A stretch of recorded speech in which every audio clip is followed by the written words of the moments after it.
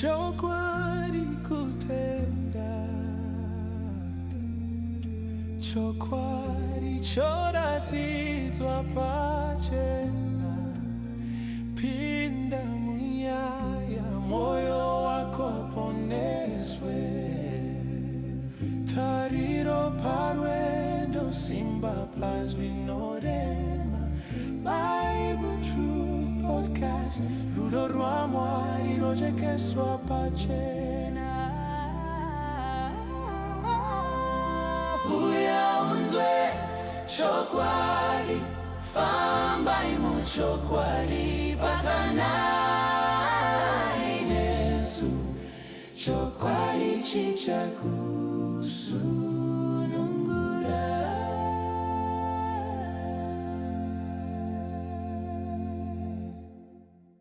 Mfundisi, muri sei. Just hold. Okay. Okay. Muri sei mfundisi. Hi Murambwi, muri sei?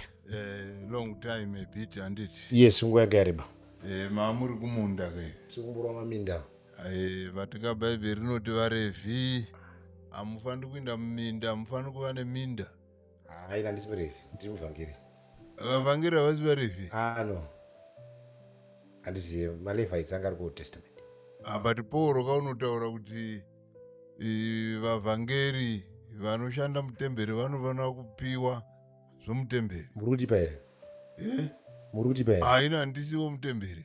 But muri kutopiwa nani? Hamupiwa nesangano. Sangano ndiani? Sangano rimopinda Ndiani? Ndiani, taurai sangano ndiani? Seventh Day Adventist Church. Ndiyo inofanira kundipa? Iri kutipa here? Handizivi. Saka manje. Vana mavabvunza mukangamanzwa nyaya yacho mozodzoka nayo. Alright, mfundisi. Alright, mfundisi. Ndandichiverenga bhuku raJobho. Pane nyaya dziri muna Jobho. Ndoda kuti ndihwisise. Kuti zvakafamba sei, nyaya dzine chokuita even neyo zvokutenda. Okay. Munoti ma-fundamental beliefs. Okay. Zvimwe zvindowana muna Jobho, not only ma-fundamental beliefs, but nyaya dzine chokuita nokutenda. Neraramo yevanhu, kuti vanhu vanotenda vanorarama sei. Vane mibvunzo. Ndo mibvunzo yendinayo nhasi. Kuti mukutenda munouya mibvunzo. Takabata pabhuku raJobho. Tiri kuhwa kuti Jobho munyika yeUzi. Unobudiswa Jobho kuti hanzi munyika yeUzi manga munomwe murume wainzi Jobho. Okay. Anosinguliwa out iye. Munyika yeUzi mune munhu wane. No. There were a lot of people. Because Bible rotaura varanda vake, rotaura vana vake, rotaura mukadzi wake, rotaura vaenzi vamasuo ake. No, nevaidya patafura yake. Saka sei pari kunzi munhu? No, it's in terms of righteousness. Iri kungoseparata nyaya yekururama. He was recognized semunhu anonzi aitya Mwari achinzvenga zvakaipa. Saka muri kureva kuti Jobho ndiye wega anga akarurama munyika yeUzi. That's what we are told by the Bible. Haisi nyaya inotishambisa because we know kuti even pamazuva aNoah, Bible inongoti Noah found favor in the eyes of the Lord because he was righteous. Tiona Mwari achipika Noah bedzi. Kana muSodom, Lot bedzi ndiye akabuda. Saka isi nyaya inganyanyonetsa vanhu kuti ko Jobho bedzi sei. Mfundisi. Vachibudisa futi pokutanga apa. Hanzi murume wanga akafuma zvinotyisa. Ndizvozvo. Panotaurwa kuti wanga ane zvakawandisa. Ndizvozvo. Vamwe vakafuma takamboverenga nezvana unonzi anuyu ane mukadzi wakazotorwa nana David. Ani mukadzi akazotorwa naDavid? Yes. Usiku? No, not Uriah. Umwe uyu Nabal. Yeah. Yes. Anotaurwa kuti wanga akafuma. Ndizvozvo. Asi wanga ane makwai 3,000. Asi Jobho uri kunzi wanga ane 9,000. Saka upfumi hwaJobho wanga hwakawanda. Kana iwo nhasi kana munhu anogona kuita makwai aya. Zviri nyore here kuti munhu afume achinzi unotenda kuna Mwari. Kunamata nokufuma zvinoenderana. It's a tricky environment. It's a tricky environment when you are rich, because also there are a lot of things that comes with richness. It's a tricky environment, but what we see from the Bible, these guys were rich, but also vanonzi vaityika Mwari chinzveka zvakaipa. But Paul anoti wapfumi vane shoko ravanofanira kuudzwa. Let me read that verse. Bhaibheri rinongorambidza kuti munhu ade Mwari, ade mari kupfuura Mwari, because that's the temptation of riches. We're inclined with the riches more than to we're inclined to God. There's a verse in 1 Timothy chapter 6 verse 17 inoti rayira vapfumi panyika yazvino kuti varege kuzvikudza kana kuimba nepfuma isingagari, asi vavimbe naMwari anotipa zvose achiwanza kuti tifare nazvo. So there's an evidence kuti Mwari anotopa achitowanza kuti tifare nazvo, but tinofanira kuimba naMwari. Saka Paul ari kuti varayire vapfumi vodzo kuti chenjerai pride, because riches comes with pride. Saka vakanga vapinda muKenani vakadzi usazoti simba rangu nokugona kwangu ndo zvakandipa zvandinazvo, asi uranga kuti Jehovha ndiye anopa simba rekupfuma. So you have a temptation yekukanganwa Mwari, because unogona kutanga kutofunga kuti iwe waMwari wacho, because you also attain certain attributes that you find on God. Mwari akati let there be light, there is light. Also a rich man akati let there be light, there is light. Muvumi akatifunga kuti ndaita zvakati, pane mwe watinopiwa parable naJesu anzi akanga arima akandakupasa matura madiki ndivake makuru. Saka if you are rich you can also do anything. So that's only the temptation that comes. Saka Jesu anoti zvichaomera mupfumi kuti apinde denga. Haati mupfumi apinde, anoti zvichamuomera kuti apinde denga. Pakuti ngamera ipo anga abva kutaura jaya mupfumi. Alright, mufundisi, kana zvingavomera mupfumi asi apa kamunyika yeusu mune varombo vakawanda inoti Jobho wacho totorwa kuti waibetsera varombo. Muri kuti here zvinoomera mupfumi zvisingaomeri murombo? No. Also a poor man also is in danger, because a poor man also can forget Mwari because of his situation. Urombo also une challenge, upfumi une challenge. Vanhu vari on a safe ground, vanhu vane zvakavaringana, vanhu vane zvakavaringana. Zvakavaringana ndezvipi zvemuri kurevei? Kana vane zvekudya nezvekufuka. Munhu ane zvekudya nezvekufuka. Munhu anokwanisa kuwana zvekudya achikwanisa kuwana zvekufuka, asi murombo ane zvakamuringana, because zvinhu zvatinомukira everyday muupenyu kutsvaka kudya nekupfeka, kufuka, imba yakakufukidza wanaka. Saka ukawana pekuisa musoro, ukawana chekudya, ukawana chekuisa pamwiri, ndizvo zvinoshandira vanhu everyday panyika panapa. Asi Jesu unoti hungugwe dzine mwena, shiri dzine matendere, asi mwanakomana womunhu haana pokuradzika musoro. Jesu akava murombo 1 Corinthians chapter 8 inoti Jesu akava murombo nekuda kwenyu, kuti neurombo hwake munzi makapfuma nhasi. So it was designed like that. You see kuti there's also a bias iripo yekuti kunamata Mwari kunopfumisa. Vanoramba pfungwa iyoyo kuti hatinamate Mwari kuti tipfume. That's not the primary goal of us worshiping God. There's a verse pana Timothy wokutanga chapter 6 verse number 5. Nekukakavadzana kusingaperi kuvanhu vane murangariro wakaodzwa, vane njere dzakaodzwa, vakatorerwa zvokwadi vachinzi kunamata Mwari kunopfumisa. Ukaona uchitonamata Mwari ufunga kuti uchapfuma nazvo, uri kunzi une murangariro wakaodzwa ende zvokwadi wakaitorerwa.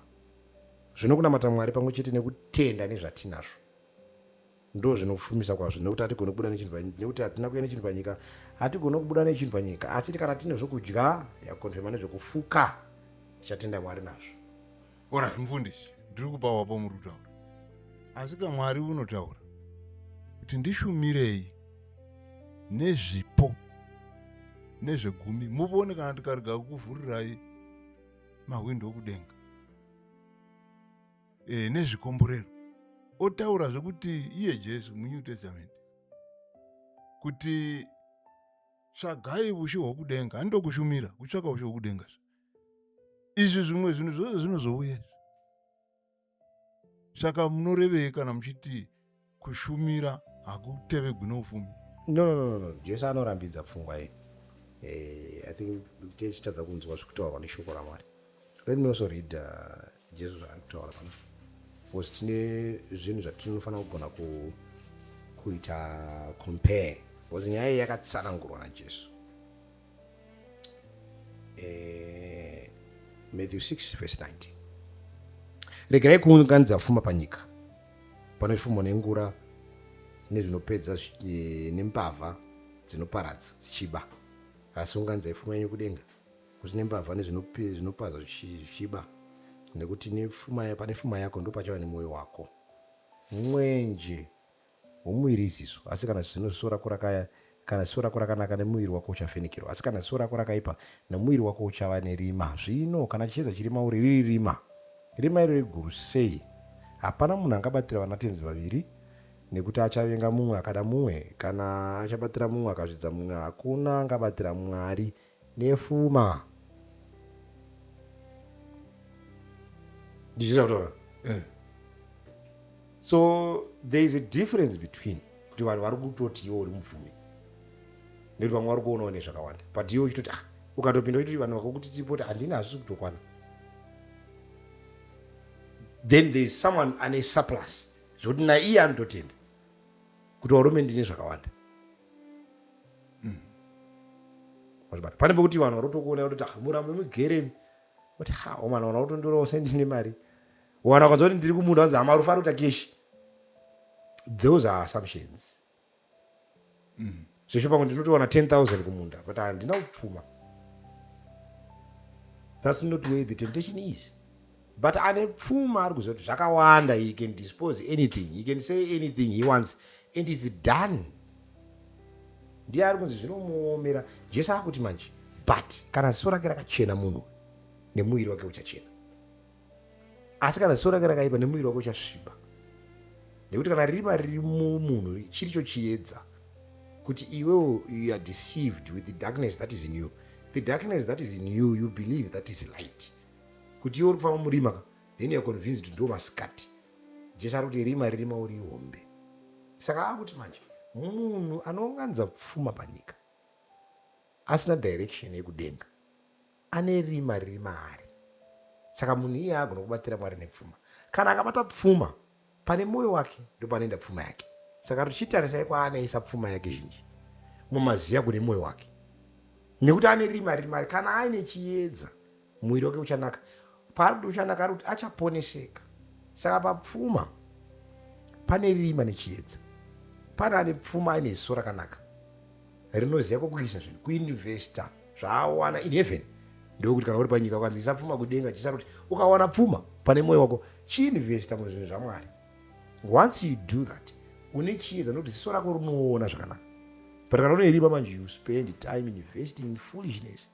Saka chisa kuti iye munhu akadaro agona kubatira Mwari nepfuma. Saka we check pfuma yatiri kudiscuss kuti iri kufamba sei, then we know if this person is going to be saved. Alright, mufundisi. Tabva ipapo kuti kuzwa kuti Jobhu wanga akamira sei, kuti wanga akanaka, wanga ane ufumi.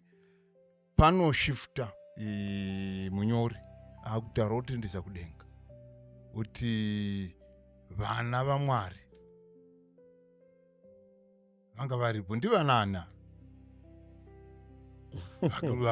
vari kunzi vana vaMwari vaenda kundotaura naMwari. Yeah, it's a very interesting, you are asking a very important question in the subject.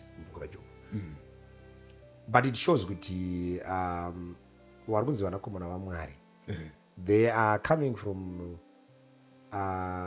different environments, probably tokona kuti some other planets. It's a correct assumption kana uri kuwerenga. They are coming from another environment, coming to heaven. Havagari kudenga. Vanakomana vaMwari vane kwavari kubva vachiuya. And the assumption is correct kuti vari kubva kumama planets. So in that we can also drive and name kuti unfallen worlds. We also believe kuti there are other planets kune living beings like us but vari unfallen. Because bhuku rinoratidza kuda kuti kana tichiverenga akaundi iyoyo inotaradza kuti ndozviri kutoitika. Let's read that so that simbise pfungwa yokungotirawo macritics edu anozoona chirongo vachida kucriticize, but ndozvakanyorwa kana tikaita look carefully on the verse 6 yaJob chapter 1. Zvino rimwe zuva vanakomana vaMwari vakati vachindomira, zvino rimwe zuva vanakomana vaMwari vakati vachindomira pamberi paJehovha, Satani akasvikawo pakati pavo. Saka this is a very important detail because pari kuuya vari kunzi vanakomana vaMwari, Satani ari kuuya ari pakati pavo, is amongst them. We know that the devil is not a son of God. Haanzi mwanakomana waMwari. Because kana Satani achitaura nezvake even before falling yake anonzi akanga ari kerubhi yakazodzwa. Makerubhi anogara mberi paMwari, haabve achienda. Ava vakanzi vakati vachiuya. Saka in this story we see also the devil kuti ari kuuya ari pakati. Saka kuti ari kuclaima title yekuti mwanakomana waMwari, kuti ndiri mwanakomana waMwari, ndosaka ndauya ndiri pane ava. Now mubvunzo unobvunza ofisi, Jehovha akati kuna Satani, wabvepiko? Satani akapindura akati, ndabva mukupota-pota nenyika nekufamba-famba pairi. Mwari anga asina kuziva here kwabva Satani anga akuziva, but now kuti utaure pamberi paMwari waizvi-identify nekwabva. Saka Satani ari kutaura planet yabva. I'm coming from a planet. Ndiri kupota-pota yako kunchifamba. Kupota-pota nekufamba-famba pairi kuti ndini muridzi ikoko. You can see with the same event occurs para Job chapter 2 verse 1. Iyi chapter 1 enda verse 6. Then vanodiscussa nyaya Job the entire chapter kuti wambona here muranda wangu Job Satani achimuaccuse. Chapter 2 verse 1 inoti zvino rimwe zuvazve. This is another environment, another section of time. Zvino rimwe zuvazve vanakomana vaMwari vakati vachinomira pamberi paJehovha, Satani akasvikawo ari pakati pavo, akamira pamberi paJehovha. You see kuti zviri kureva kuti pane first account kureva kuti vakaenda vakapiwa deti rekudzoka. Because the devil knows, and ari kuya ari pakati pavo, anonzi masons of God achitaura kuti vanani. Jehovha akati wabvepiko? Satani ukona same same mabvunziro kureva kuti introduction yekuti mwene Mwari kuzviintrodusa nekukwabva kuplanet kwabva. Hatisi kuudzwa zvemamwe masons because hazvinei neplanet ine. Whatever zvavakataura vachiudza Mwari nekwavakanga vabva, isu hatinei information iyoyo because it doesn't concern us.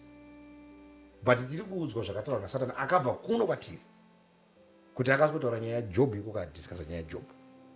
Kureva kuti they are sons of God vanoenda vachinomira pamberi paMwari. Masons of God aya haatauro bedzi pana Job chapter 1 na chapter 2, anotaura also pana Job chapter 37. We should also read that for you. So it's a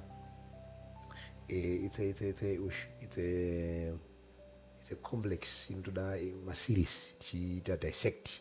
But of course, Job 38 verse number 6 na 7 panapa Job ari kubvunzwa nyaya creation.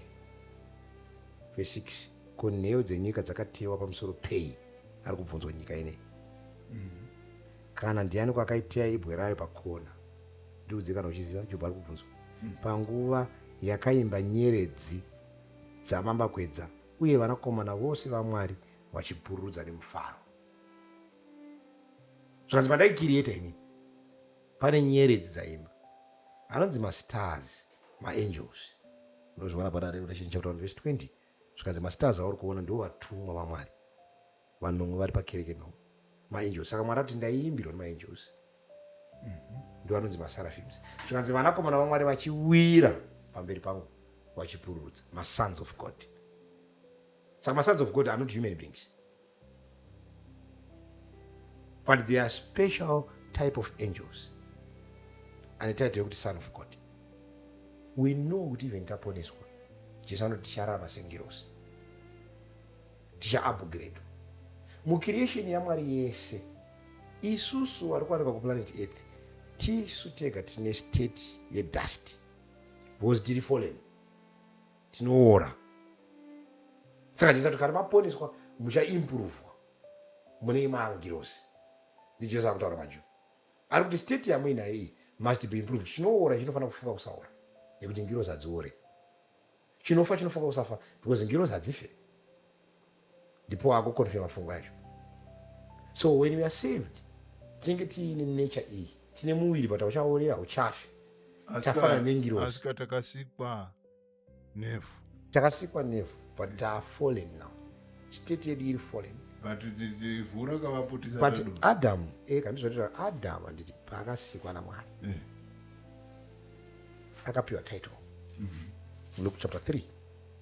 So iji neloji yekubva kuna Jesu ichidzokera back kuna Adam. Verse number 37. Inoti mwanakomana wa Metusela, Metusela mwanakomana wa Enoki, Enoki mwanakomana wa Jared, Jared mwanakomana wa Maeleli, Maeleli mwanakomana wa Kainani, Kainani mwanakomana wa Enos, Enos mwanakomana wa Seti, Seti mwanakomana wa Adam, Adam mwanakomana wa Mwari, Adam the son of God. So when Adam was created, he was given a title yekuti son. So we know kuti Adam paakatadza akatengesa zvinhu zvese including his title. Izvo zvinotaura na Romans chapter 7 verse number 14. Romans 7 verse 14 inotaura panapa inoti iyo, nekuti tinoziva kuti murayiro ndowomweya asi ini ndiri wenyama ndakatengeswa pasi pezvivi. Adam anga asiri wenyama, anga ari wemweya. That's why Jesus was given, so that we are improved from this life of flesh to become spiritual, the correct state. Adam was the son of God. Saka paakatadza akatengesa munhu wese, kuroti Satan akabva atora title yekuti son. That's why on this day the devil is also involved. Pakati pemasanzi paifanira kunge pakanyonzi Adam akaenda, but because Adam anga atadza, Satan anga atora zvinhu zvese. Saka mubvunzo uri important kuti Satan anokonfirma here kuti akatorawo zvinhu zvese izvi akazvipiwa. Achitaura naJesu pamount of temptation, Satan anotaura panapa Luke 4 verse number 5. Zvino dhiabhorosi akamutungamirira kumusoro akamuratidza ushe hwese hwenyika nenguva duku duku, kufamba nekupota-pota, nguva diki anga atopota atomuratidza ushe hwese hwenyika nenguva duku duku. Dhiabhorosi akati kwaari, ndichakupa simba irose nekubwinya kwazvo nekuti ndakazvipiwa ini kundipa wandinoda. Okay, mfundisi. Saka Satan akapiwa zvinhu izvi nani naAdamu. That's why ari kuenda netaito yekuti son in heaven, kwaanga ambodzingwa. Saka Satan adzingwa kudenga, Satan anga akuramba achiwana access yekudzokera because Adamu akamupa makey paakanyengera akatengesa munhu wese. Saka now paverenga bhuku ravakorinto yekutanga 4 inotaura kuti the devil is the prince of this world. Adam was supposed to be the prince because anonzi akanga apiwa corona yekubwinya naHebrews chapter 2. But now because he had sold everything to the devil, that's why Jesus was redeeming that crown akaipfekedzwa yaiminzwa. Paibuda pfungwa yakuti the crown has been tarnished. So when Jesus died on the cross, he was wearing a crown, declaring that I'm also redeeming the crown of Adam. Alright, mfundisi. Satani kana tichiverenga hanzi kwakava nehondo kudenga.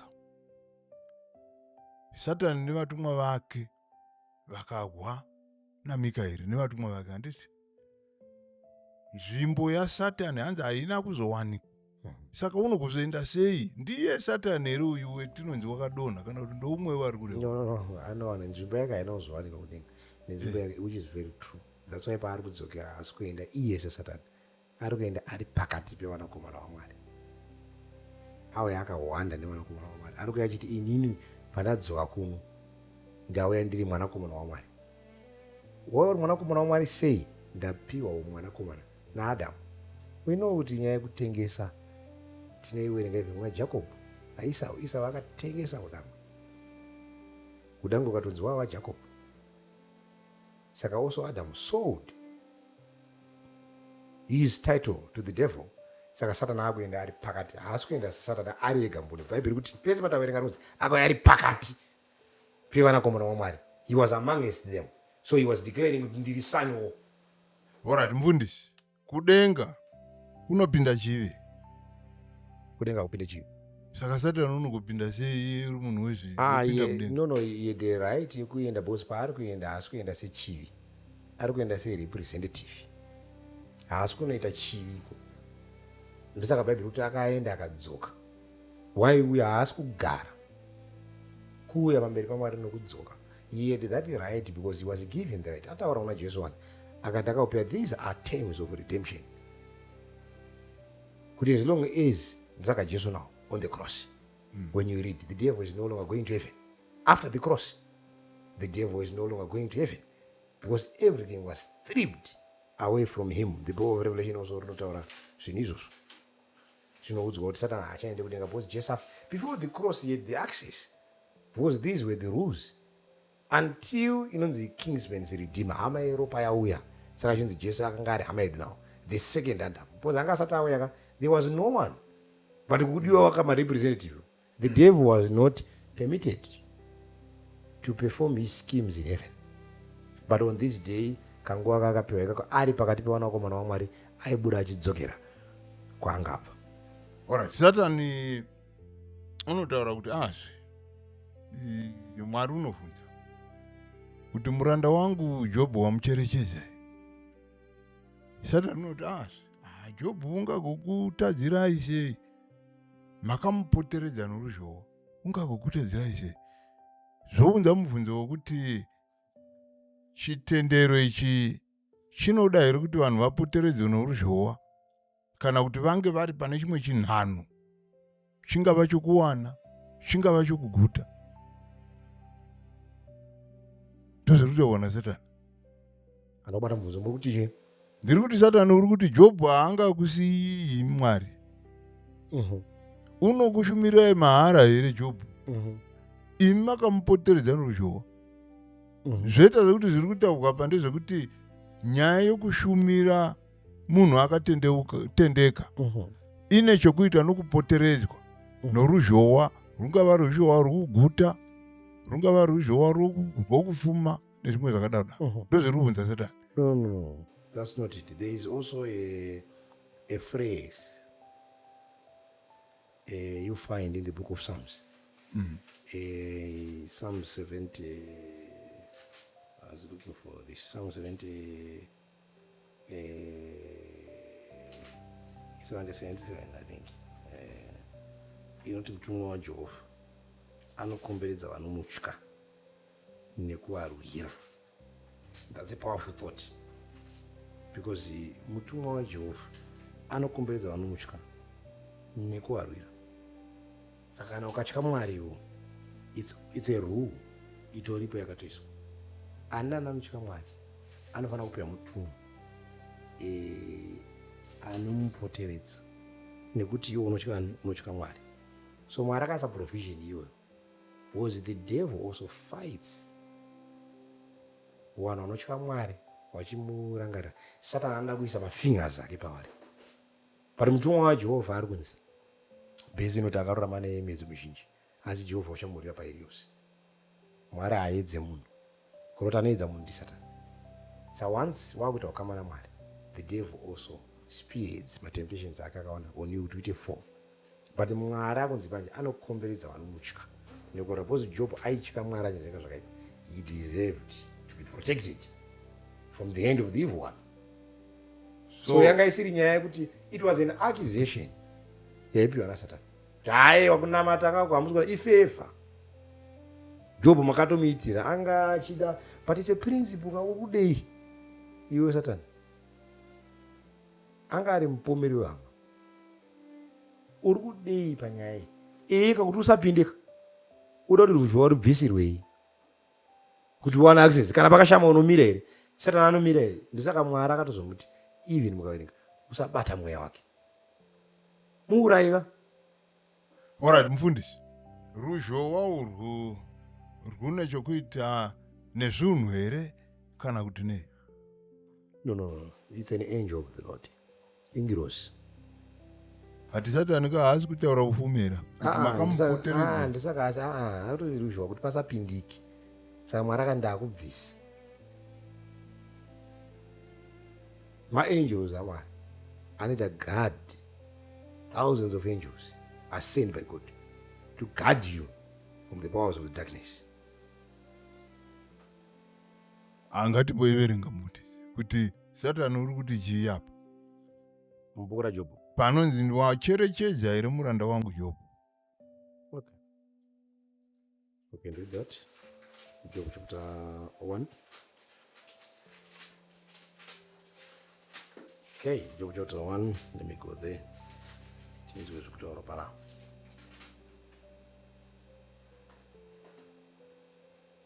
Jehovha akati kuna Satani, verse 8, Job 1:8. Jehovha akati kuna Satani, wacherechedza muranda wangu Jobho here, nekuti hakuna munhu wakafanana naye panyika, munhu wakakwana wakarurama anotya Mwari achinzvenga zvakaipa. Satani akapindura Jehovha akati, Jobho anotya Mwari pasina here? Hamuna kumupoteredza here nerumhanda neimba yake yose nezvaanazvo pamativi ose? Unoziva? Saka Bhaibheri kuti zvainazvo zvakatopoteredzwa. Pfuma yacho yaitotaura kunzi yakapoteredzwa. Zvainazvo mupama zvinhu zvakapoteredzwa. Haasi kuti Jobho akapoteredzwa nepfuma, kuti kana kuti is righteous because ane pfuma, ane advantage kuti mukamupa pfuma, mukamupa mablessings, mukamupa wana, mukamupa mukadzi anotera. No, iwe imba yake nezvinhu zvake zvekuti zvakapoteredzwa neruzhowa. Ndosaka ndaverenga vhesi kuna Psalms yandataura inoti mutumwa waJehovha anokomberedza vanomutya. Saka muri kureva kuti Satani unenge achida kutoparadza zvose. Satani muurayi, Satani muurayi Murambwi. Satani haisi shamwari. Jesu anotaura anoti nekuti Diablos ndiye muurayi kubva pakutanga. Iye ngatigoiverenga. The devil is not a friend. John 8 verse 44. John 8 verse 44 inoti imi muri wababa wenyu Diablos, munoda kuita kuda kwakaipa kwababa wenyu, iye akanga ari muurayi kubva pakutanga. Hamiri muzvokwadi nekuti maari hamuna zvokwadi, kana achireva nhema anoreva dzake nekuti ndiwe nhema uye baba vadzo. Muurayi kubva pakutanga. That's why he was cast out from heaven, because agenda yaSatani kudenga iri iri kuda kuuraya Mwari wacho. So muurayi. That's why even Mwari muaccount kana muchiverenga akazomuti iwewe ndakubvisa rushowa, asi anga akumbira kubata nyama yayo. Alright, mufundisi, mubhuku raJobho mune macharacters, shamwari dzaJobho dziri kuuya dziti shamwariwo, dambudziko rakupinda iri, unofanira kunge wakatadzira Mwariwo. Matambudziko zvituko here kana kuti chii? Vari kuti shamwari wakatadzira Mwari, zvakuwira izvi hazviitwi nemunhu asina kutadzira Mwari. Munoti chii nazvo? I believe in munhu wese. Belief iyi inobvepi? Ndisatani anesa influence kuti uwe mupomeri wehama.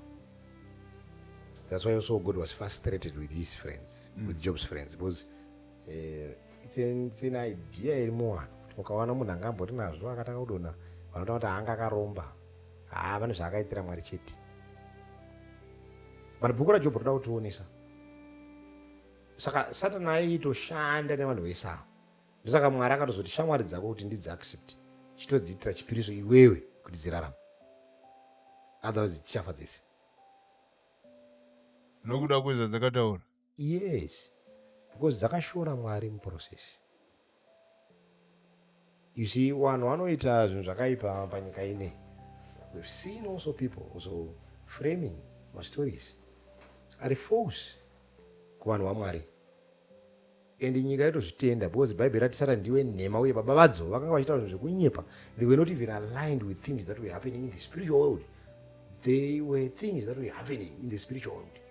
Ukaverenga nyaya yaJobho yanga isiri kutambaka. Jobho airwa nezvinhu zviombeka, but Job was strong. When you want to read chapter inotaura zvakaitwa naSatani nguva diki diki, ndikandikuverengere pana zvakaitwa naSatani nguva diki diki, madhimoni aya akanga akuita basa iri.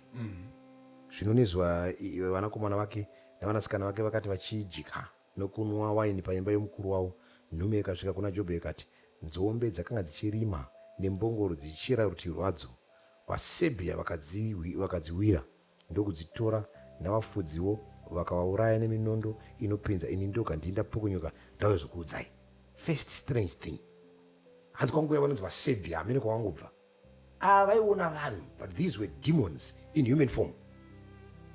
Wakaona vanhu vakapfeka sevaSerbia, wakati taona vaSerbia vachiuya ende wauraya munhu wese. Satani muurayi. In the book of Job also the devil is exposed. Kuti kune vamwe vanhu vatinonzwa kutonda vanhu vasiri vanhu ari madhimoni ari kuita basa iri muzvimiro zvevanhu. Alright, so mfundisi, shamwari dziri kutaura izvi dzanga dzichizviwana munyika here kana kuti zvanga zviri zvakati kuti they were influenced by the devil himself, because at this point munhu ari kuonekwa mubhuku raJob achishanda naMwari vechinzi Job. Even in heaven shamwari dzake hadzina kurekognizwa. Angonzi ari kutya Mwari panyika yeusi ndiJob chete, asina mabhuru. Alright, Job waisla Mwari achinzvenga zvakaipa, handiti? Ko waigoitirei shamwari dzakadai? Ndo vanhu vanonga vari panyika. Wakaregere kudzitisa? Vaiuya kumba kwake. Pamba Job vaiuya eka, vaiuya pamba pake aigodzinga eka. Saka munhu wese aiuya pamaso make he becomes a friend of course. Alright, saka maybe kuda mune zvamungada kutaura kuti chii chatingadzidza maererano neshamwari dzetingaita? No, it's important. I think it's terrible because the whole entire environment is Mom said munhu angataura Job, and we see also Job was doing his things with his family. Bhuku racho rinotangawo ari pamba pake nemhuri yake, focusing on what is important. Vanhu vakuya noti vanzi kuti ane matambudziko. I don't know how many times pavaimuita visit, but Job also was aligned nemhuri yake. He was a family man. Hanzi aiona vana vake kuti vatadza here kana vakaita mitambo, vaivaitira mitambo achivapa zvokudya, achivaitira minamato. He was a family man, of course. So what we learn is iwewe focus on things that are important. Friends will come and go. Also my friends also can discourage you in the process. Saka anoimba naJehovha akafane gomo reZioni, because the devil also can work in our padhuze newe. Saka Jesu achitaura kuti chenjerai kuti murege kutsautswa nemunhu. Saka your first enemy is man, mugreat controversy, because man can be used by the devil to go against the will of God. Iri kuitika muupenyu hwako, and also distraction disrupt you nemashoko. So ushamwari hwakaipa hunoudza tsika dzakanaka.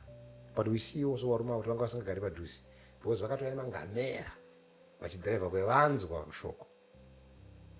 So probably these were people who were close to the family, but we have no evidence that they were the right people. Even Job haana kuexplain kwavari, anonzi anga akangonyarara for 7 days. Kana ivo for 7 days havana chavakataura nekuti hanzi vakaona kuti njodzi yake yakanga iri huru kwazvo.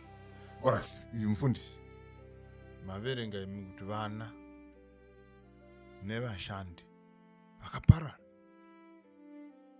ava vanga vaine chii chokuita naJob? Nyaya idzi ndedzaJobhu naMwari naSatani, but zvorova vana, Ndizvo zvorova varanda vake. Pane kuenzanisira here? Hapana kuenzanisira, yetingati pasina kuenzanisira because ruzhowa rwabviswa. Paine kuenzanisira, paine ruzhowa. Hatina kunzwa rufu. Vanhu vanga vakachengeteka zvipfuwo zvavo zviripo. Now because there is no God and his hand paupenyu hwaJob at this moment, the devil is now operating in that environment. We expect to see death occurring, kufa kwevanhu. Kangoona bedzi patanga kufa kwevanhu nevasina mhosva, asiri Mwari. Satan ndiye behind the scenes. Ati Mwari wazvibvumira? Wazvitendera. It was very important for God to do that, so that isusu zvakanyorwa vhesi inobva zvakanyorwa kuti tidzidze, tinyeverwe nekuti tasvika. Saka Satan anga akapusa. Ndozvinoratidza wisdom yaMwari. Mwari akati chimusiyai aite. Kana aita nyaya chamonyora pasi kuti vanhu vadzidze kuti ndokatsika kake. Because daita hatisina kuona bhuku raJob, tasingambofi takazviziva. Saka haiko zvinango zvinhu zvakapera ndakatarisa, ndinongotarisa Job. Jehovha akapa, Jehovha akatora zita raJehovha ngarikudzwe. Though he slay me, yet I save him. Alright. So there will be many people in the book of in heaven. Pasecond coming which vachaenda kudenga nekuti vakangoverenga bedzi bhuku raJob. Rikavasimbisa kuti whatever the situation that you are facing, Alright. usafunga kuti Mwari ari kukusiya. Job akaramba, asi Job pazvinhu zvese izvi ndivhesi mudaura haana kutadzira Mwari. Alright. Mfundisi, mudzimai waJob hanzi tuka Mwari wako. ndozvaari kutaura. Zvorevei ufe hano takuono what the flesh also does. Anoti zvandinoita handizvizivi, ndoda kuita zvakanaka asi munyama yangu inondirambira, nekuti munyama yangu hamugare chinhu chakanaka. Saka tiri kuona bhozi munhu ari kunzi akarurama bedzi ane ukama naMwari mubhuku raJobho. NdiJobho mukadzi wake haasi kuitwa mention. Saka we expect kune munhu asina kutaurwa pakati pevakarurama ataure mashoko iya, bhozi anzwise Mwari. Saka Jobho akakasira kumutsura akati wakutaura semumwe wakadzi mapenzi. Saka kureva kuti wanga ari mukadzi kwazvo, nokuti haurunzi semumwe mukadzi mapenzi. Ndizvozvo ndikuti situation yacho payakanga yamuisa pakaita kuti afunge. Saka mukadzi anga asina kujaira kuenda matambudziko aya akafunga. Saka Jobho akati tingakugamuchira zvakanaka here kubva kuna Jehovha, tisingatarisiriwo zvakaipa. Saka zvaari kumudza ari kuti upenyu huri complex, upenyu kukwira nekudzika. But you must understand kuti God of the mountain is also God in the valley. Why are you a foolish woman? Sei uri kufanana nemapenzi? Ari kumutsiura. And you know what? Mupoindi vamwe vanhu vakafaisa asi Jehovha akachengeta mukadzi wake. Ipressure yeupenyu baba. What zvakawira Jobho zvisina kujairika. Ukaverenga chapter iyi nemaitikiro akaita zvinhu zvakafa chinhu chese chakatranzi, it was one after another. Jobho ari kuchema mombe nechiti aunonzwa kune vanhu vatsva nemoto, vanhu vapera chambupuri in a split, in a moment. Hanzi akangotora akabvarira nguva yake akapfugama akati ndisina chinhu panyika. Inyaya zvinhu mai Jobho vaona zvinhu havachina, ndosaka votaura mashoko avo. Nyaya dzezvinhu nemadzimai ndizvozvo zinomira sei? Haya, Bhaibheri rinongoti madzimai wachivenhaka. Inhaka here? Ndizvozvo inhaka. Kuvanga wachasiyira vana chii? Ndo nhaka yacho. Akaona nhaka yaparara, vakasara vari pazero baba. Vanhu vanga vachirarama life. Jobho anga aine life yakanaka. Saka Jobho hamuoni here sekuti wakaomesera mashoko akanga akanyanya kudzama akataurira mudzimai wake?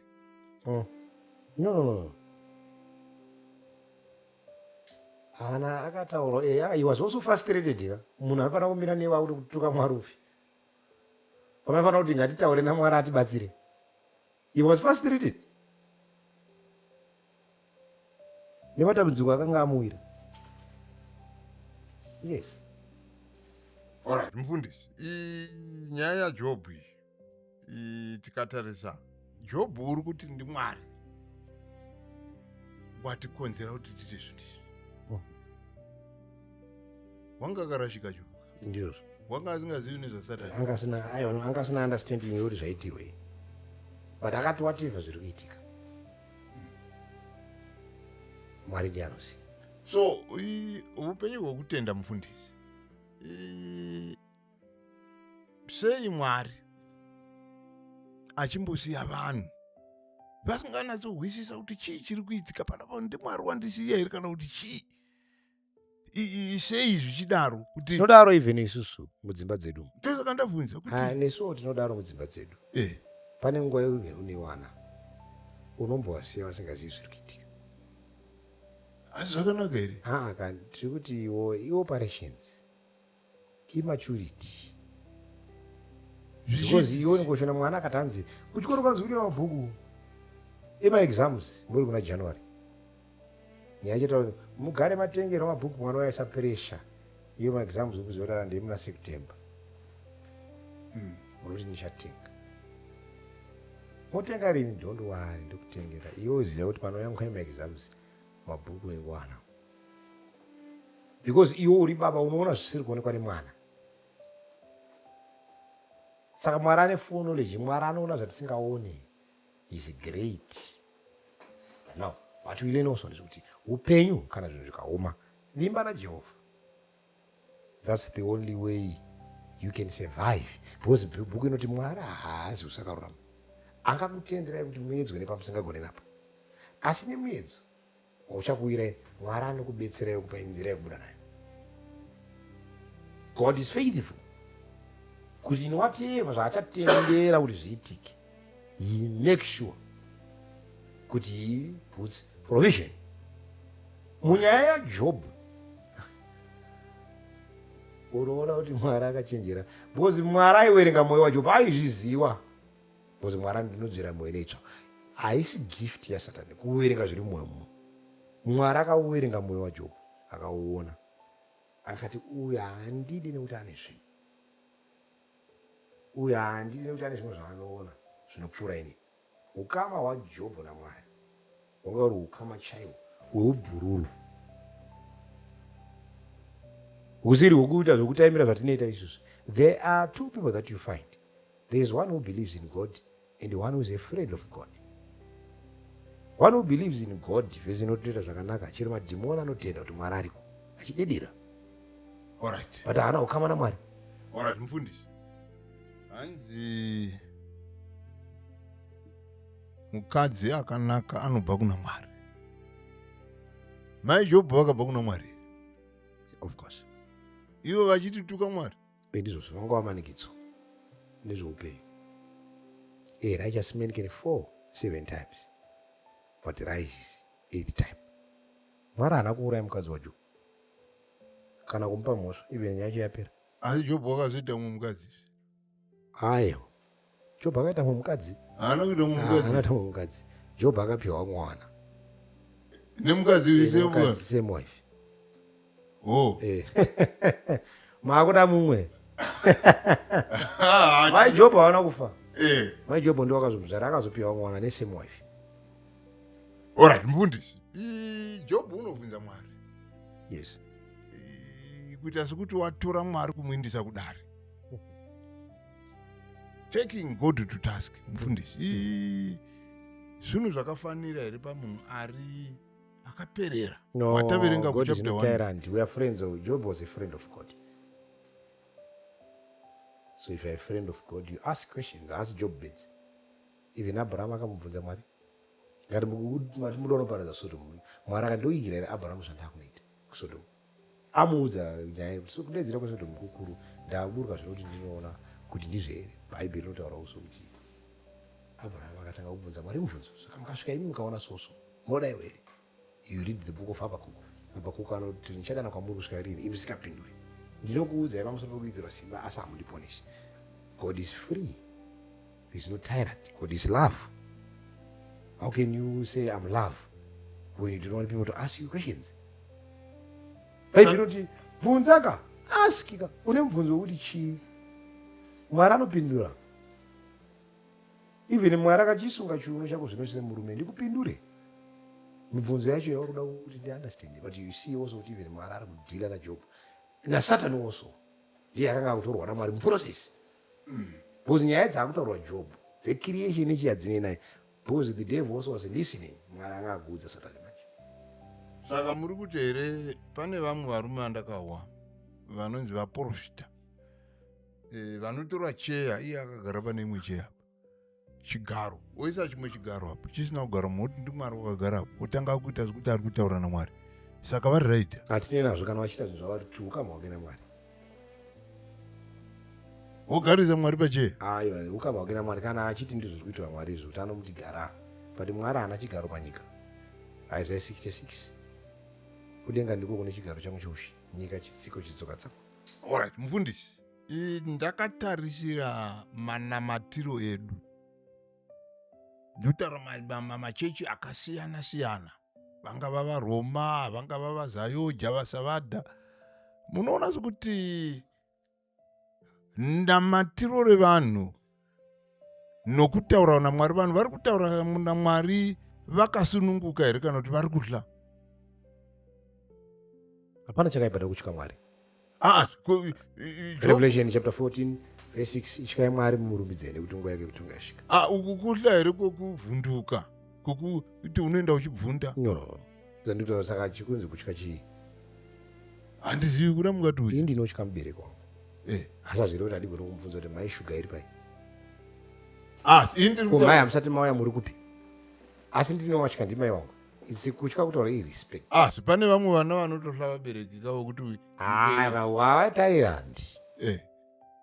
Unovengwa sei nemhuri yako? Ini mwana wangu anonditya kumba.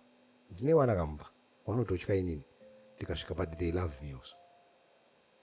Alright, saka regai nditi kutya Mwari kunoregwa kuna kuti chii kwakataurwa ikoko kutya. Irrespect. Irrespect. When you respect someone, you fear. Une fear iri mauri yekuti yekusaenderera isina manyawi. Kudzikama. Kuchaura kudzikama kune respect. Taka kutora God at his word. Taka zvaakataura ndichazviita. Mataura zvakanaka mufundisi. Zvondipa mubvunzo wetingangoda kuti tihwisisane panapa. Inyaya yekutenda nokuvimba Mwari. Kazhinji kana toda chinhu tichikumbira kuna Mwari, tinoona sekuti kutenda, kuvimba nekuva yatingati nefaith yekuti Mwari akandikatokumbira ichi unondipa ichi. Ndizvo here? Kuti ano panapa ndakumbira motikari, Mwari unondipa. Ndokutendero. Tinoudzwa zvinhu zvatofana kutsvaga naJesu kana tichidhila naMwari. Tangai kutsvaga ushe hwaMwari kutanga neutsvene. Izvi zvamunoda zvese muchazvipiwa. All these things shall be added unto you. So ukashandisa correct procedure, God will give you. Ukati Mwari ndiri kuda, hatina matire mota, hatina matire hembe, nekuti Jesu anotaura manje kuti musafunganya kuti muchadyi muchapfekei kana muchafukei, nekuti waedheni wanofunga izvozvo. Saka muri kureva here? Waedheni ndiwo anonetsekana nezvinhu izvi. Alright, mufundisi, muri kureva here kuti isusu kutenda chaiko kuzvipa kuna Mwari kuti Mwari ndimunoziva zvakandinakira. The just shall live by faith ka. Saka faith zvainoita inotaura naHebrews 11 nekutenda Abel akafa. Alright, mufundisi. Saka unoona faith yokuuraya. Ndopo ndoita mubvunzo kuti saka sei tichinamata titi Mwari ndipeiwo munda kuti toregere ngoti Mwari tifambisei zvemunoda. The desires of the human heart. Mwoyo womunhu. Asi zviri padivi. Akati zvati there is what the human heart desires. And there is what we call the plan of God. Do not be anxious about tomorrow. Bible rinoti mwoyo womunhu, ibhuku raProverbs ronaka, mune mifungo mizhinji, asi kuronga kwaJehovha ndiko kuchamira. Mumwoyo womunhu mune mifungo mizhinji, asi kuropafadza kwaJehovha ndiko kuchaita sei? Ndiko kuchamira. Saka iwowo munhu ane mwoyo muzhinji mupfungwa dzake, asi Jehovha zvaataura ndo zvinozodii? Ndo zvinozomira. So izvozvo ndinosiyira Mwari kuti akurongere. Let God plans for you, because your plans are not always God's plans. Saka even Jesu mukunamata kwake aitaura zviri mumwoyo make, but Jesu akati kusava kuda kwangu asi kuda kwenyu kuite sei? Kuda kwenyu kuitwe. Ndada kuverengera Efesi iyoyo kuda Proverbs inoti mwoyo womunhu mune mifungo mizhinji, asi kuda kwaJehovha ndiko kuchamira. So it's important that we understand kuti Mwari unofana kubvunza Mwari kuti Mwari zvandiri kuita zvindizvi here zvamunoda imimi kuti ndiite? Saka Jesu akati aya baba mukome ngaupfure, the desire of the heart of man, but not my will but thy will be done. Okay. Hazvirambidzwe kukumbira Mwari zvepanyika, but kuda kwaMwari ndokwaunofanira kusiya, because ndezvewaedheni. Imagine Moses achinamatira kuramba ari muparasi, iye Mwari aine zano naye kuti abudise vanhu muEgypt. Munomatira kurutorwa nepfungwa yaMwari. So imagine Joseph, because Mwari kupinzwa nefaith mupalasi, Mwari kubudisa kuenda naye kurenji, but the same faith. But mumwe ari kuonekwa seatambura. Hanzi aramba kuti mwanakomana womukunda wafaro ane zviri nani kutambudzika nevana vaMwari pakufarira zvinhu zveIjipti nguva diki. Alright, mufundisi. Ndonga mapindura zvakanaka. Jobhu ndichimutarisa, handisi kuona munamato waJobhu wokuti Mwari ndidzoserewo makwai angu, Mwari ndidzoserewo vana vangu.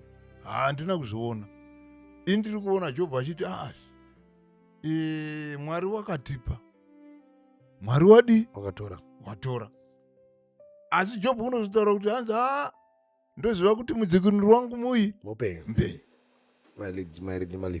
Saka mufundisi, uku kutenda kwaJobhu makakutarisa nekanamatiro kavapo mazuva ano kemachechi mazhinji, kanamatiro kokuti zvinhu zvichauya.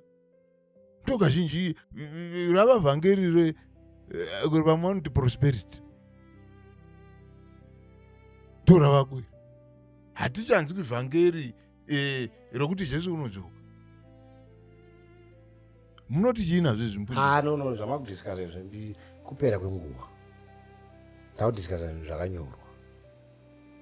Bhuku inotaura Timoti wechipiri chapter 3. Nemazuva okupedzisira uziye chinhu ichi kuti nguva dzenjodzi dzichasvika, nekuti vanhu vachava vanozvida, vada mari kupfuura Mwari, vasingaongi, vasingateereri vabereki, vanozvikudza. Verse 5 yoti vane mufananidzo wokunamata bedzi asi vakarasha simba, having the form of godliness but denying the power. Ndizvo zvamakutaura. Makutaura zvinhu zvakaonekwa pamweya kuti zvichaitwa nevanhu vanoclaima kuti vanoziva Mwari, vanenge vaine mufananidzo wokunamata bedzi asi simba wakarasha. Vanenge vachita kuti isu titomira saJobhu, kutenda kwangu nekwaJobhu, asi simba racho simba. Vanonzi naJesu wana vanonamata vachikudza nemiromo yavo bedzi, asi mwoyo yavo iri kure neni. Mwoyo yavo iri papfuma yenyika ine, haisi pana Mwari. Alright, Jobhu hanzi my redeemer liveth, mudzikinuri wangu mupenyu. Ndiani mudzikinuri wairehwa naJobhu? NdiJesu pachake. Saka muri kureva kuti Jobhu waitenda kuti unogona kufa womuswa. Of course, he was a friend of God. Everything was revealed to Job. Aitotenda achiziva muna Jesu, saka aipisa makwai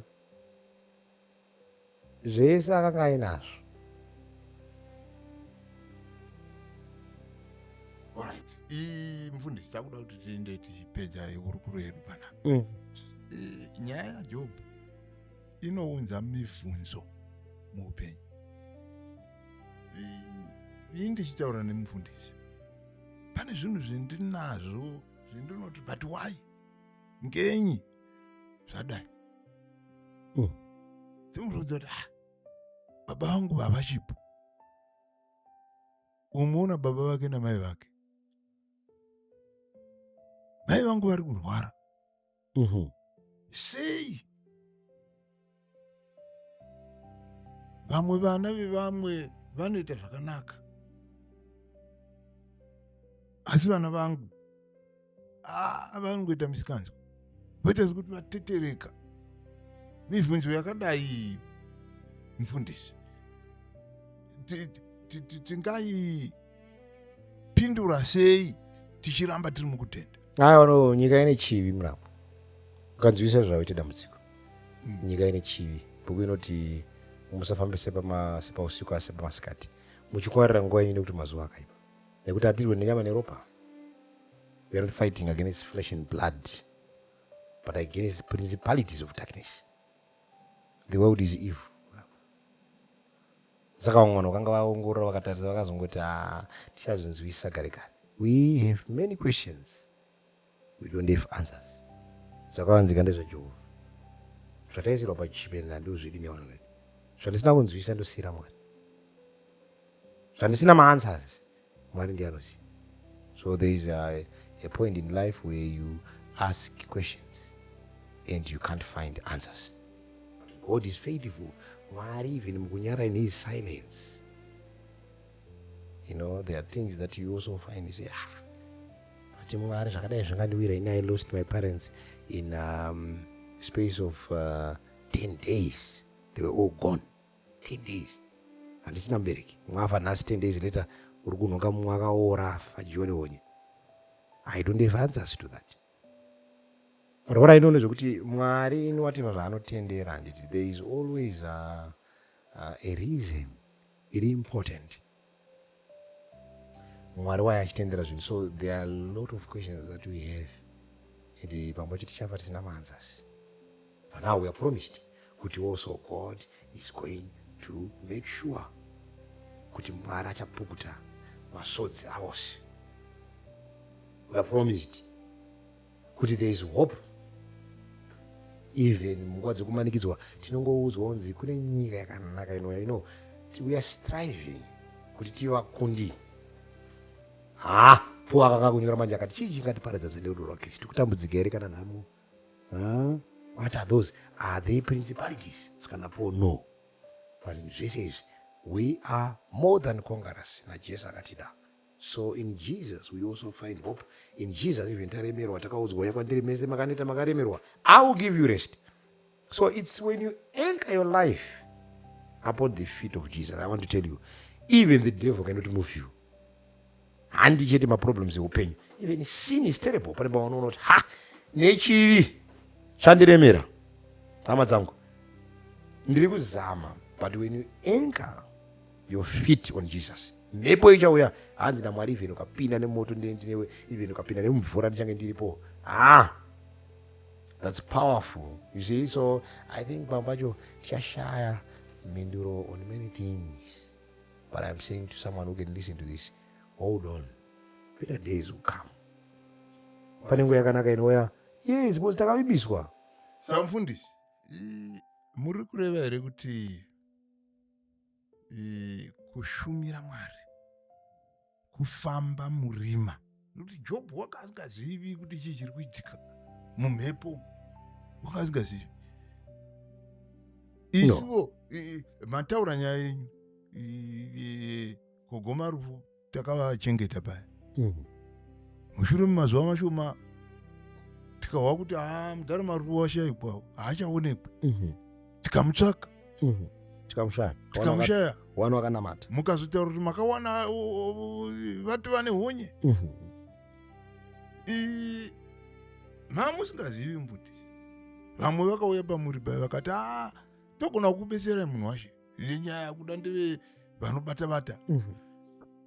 Mukati no, tichavimba naMwari, asi mamusingazivi zvinoitika. Kureva kuti here nyaya yokunamata iyi kufamba murima.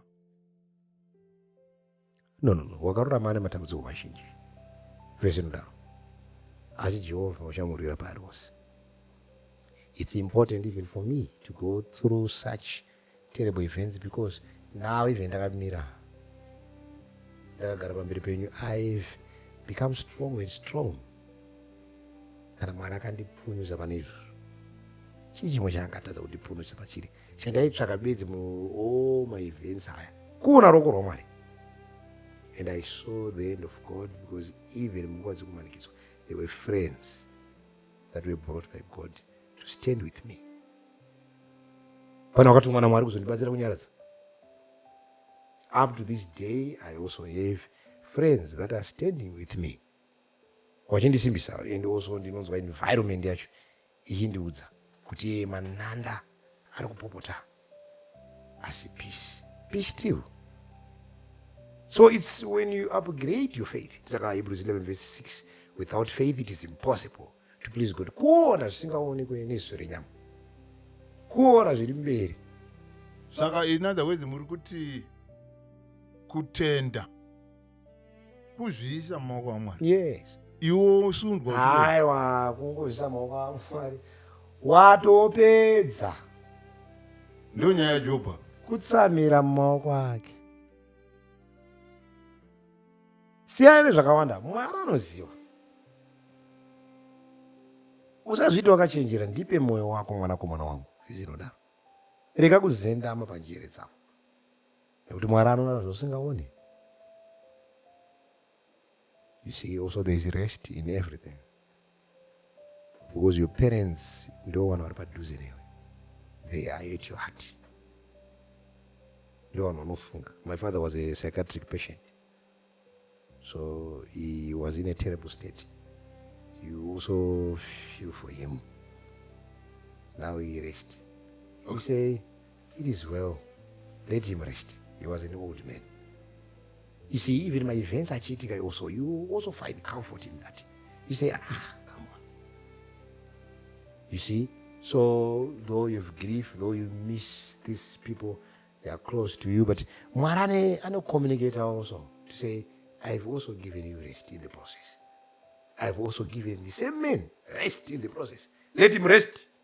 So my only prayer is, Lord, hapana ere mukana wa munopawa now, that I can also have another chance to see them.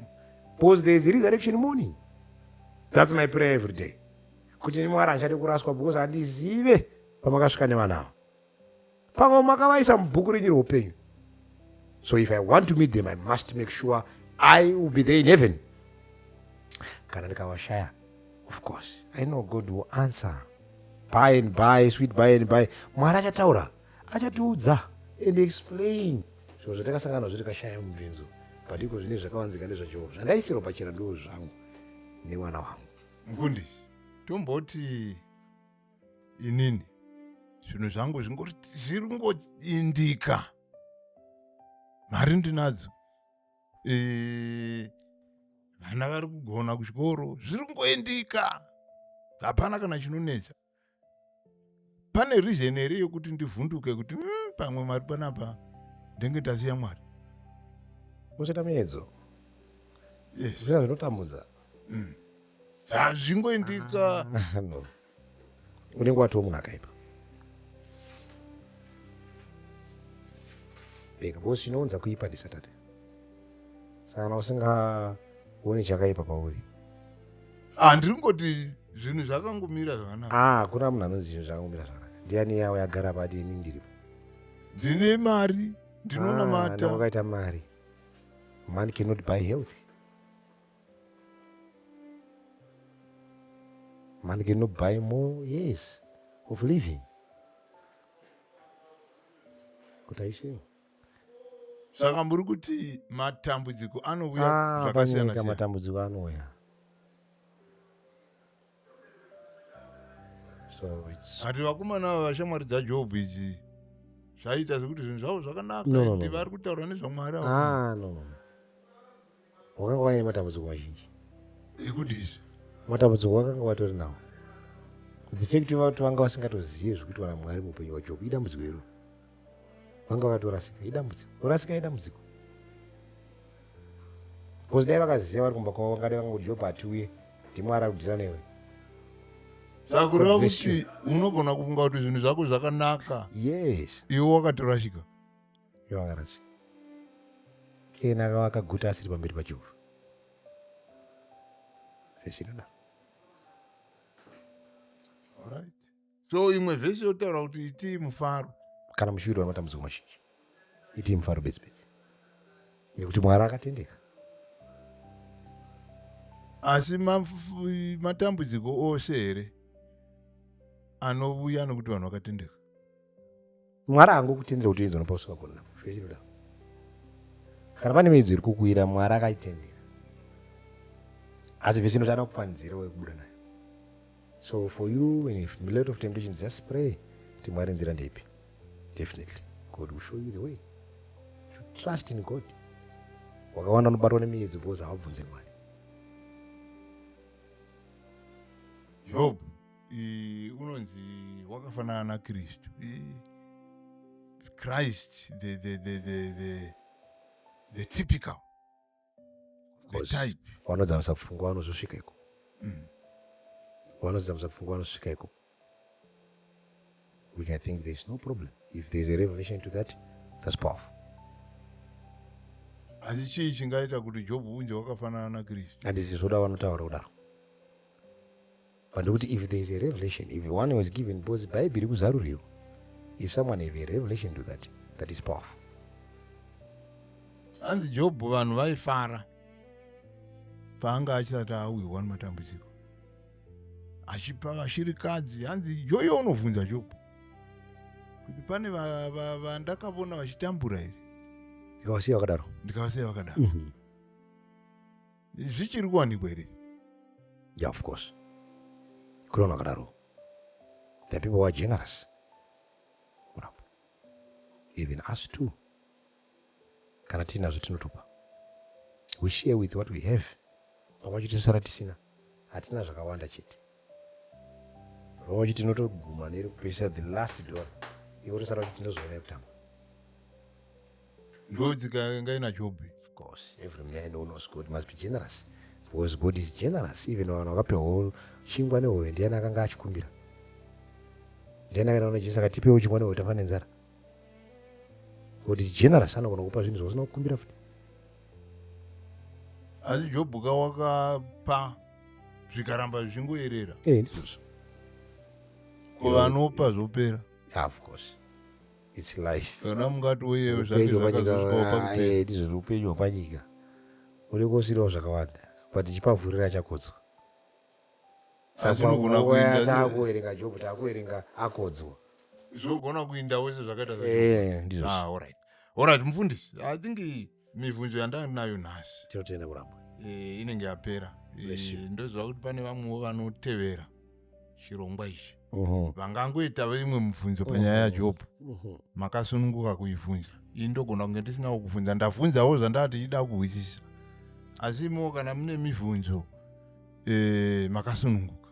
Wonderful. Kunyora muchibvunza. Kuti kwapa zvakafamba sei tinokubvumirai nokuti panapa tiri pachirongwa chekuti tidzidzisane. Amen. Tidzidze from one another. Kuti Bhaibheri charo rinoti chii, nhasi tatida kungodzidzawo nezvekutenda.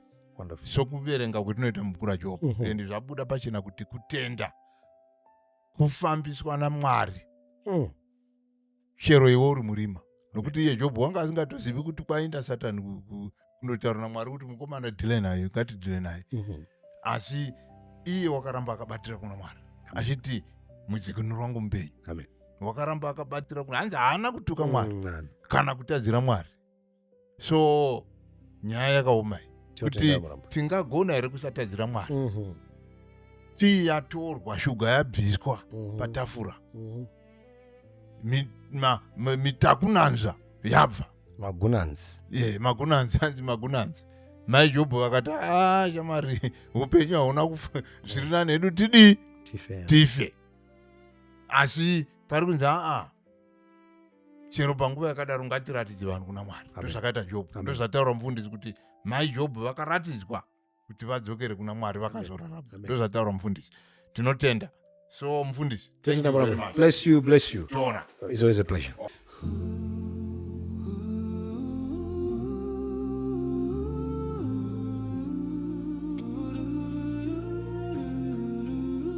Bible Truth Podcast.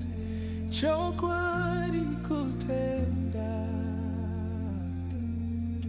Chokwadi choratizwa pachena. Pinda muyaya moyo wako poneswe. Tariro parwendo simba plus vinorema. Bible Truth Podcast. Rudo rwa Mwari rojekeswa pachena. Uya unzwe chokwadi. Famba imo chokwadi. Patana inesu. Chokwadi chichakusu.